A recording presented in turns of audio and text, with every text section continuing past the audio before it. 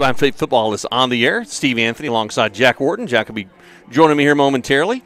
We're on the campus of Grapevine Ford Field, on the campus of Grapevine Faith Christian School, I should say, for tonight's last home game at senior night as your Faith Lions host the Bishop Dunne Falcons. Had a chance to catch up with Coach Holland this week. We're not able to connect with Coach Slaughter, unfortunately. He was very gracious, reached out to me late in the week. Wasn't able to make it work, so we'll catch him hopefully the next time. But did have a chance to talk to Coach Holland. We'll bring you the Bobby Holland Show right now.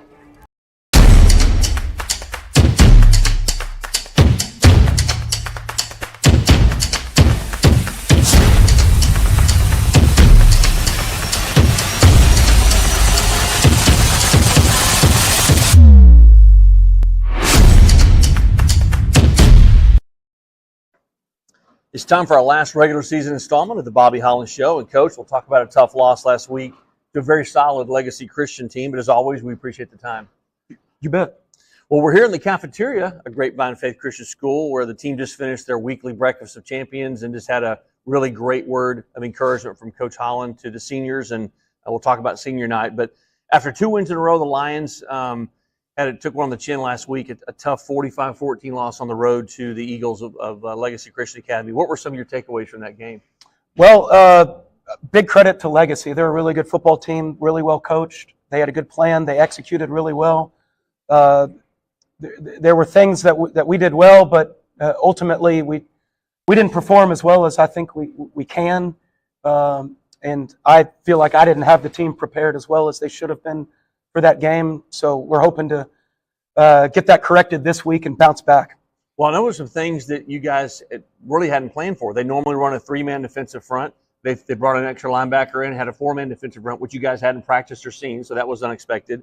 They had their running back that I think had been out for a little bit, and they seemed to have at least 1 or 2 quarterback spies on Clayton all night, and they really did a good job of taking a lot away of our options, I thought. Yep. Yeah, they had their defense played really well. Their kids are very fundamentally sound, and they tackle well. They read their keys well, and they did a good job. They're a good football team. Well, their quarterback is known for he's thrown for a lot of yards, but he really didn't hurt us deep at all. I didn't think. It was more that he threw quick outs, some wide receiver screens. There was very few long passes down the field, and I just thought that they created some challenges for the defense that were hard for us to overcome. Yep. So on a positive note, the Lions' 2 touchdowns came on a perfectly thrown ball from Clayton to Ben. He just ran underneath. It was beautiful. And then just a circus-like acrobatic catch by Noah Smith. So that's got to be encouraging to see that in those challenging times in a game that seems to be kind of getting out of control, there are still some positive takeaways from those games. Yeah, the game clearly didn't go the way we wanted it to, but the players continued to play hard. I was proud of their effort despite the situation that we were in. Well, tonight's senior night, as I mentioned, and although this is your first year, you've really developed some strong bonds with these seniors. Talk about what tonight means to you. Yeah, my friends who are coaches told me that the first time you become a head coach, that very first senior class will be really special to you, and that has really come true here at Grapevine Faith. It's a really great group of guys. They have been through a lot, and the ones that have stuck around are really solid guys, very loyal to the program. They make it a lot of fun to come to work every day. When you work with good kids, it really is uplifting and satisfying as a coach. And so I really, really appreciate and love each of those guys. Well, you played football in high school and in college, and you're not that old, so this hasn't been too long ago, but you probably remember what it was like on your senior night. What's going through their minds? What will be going through their minds tonight in their last home game as a senior? Yeah, the last time to play at home, that's a special place. We love playing at home. We love games at our stadium. It's a great atmosphere.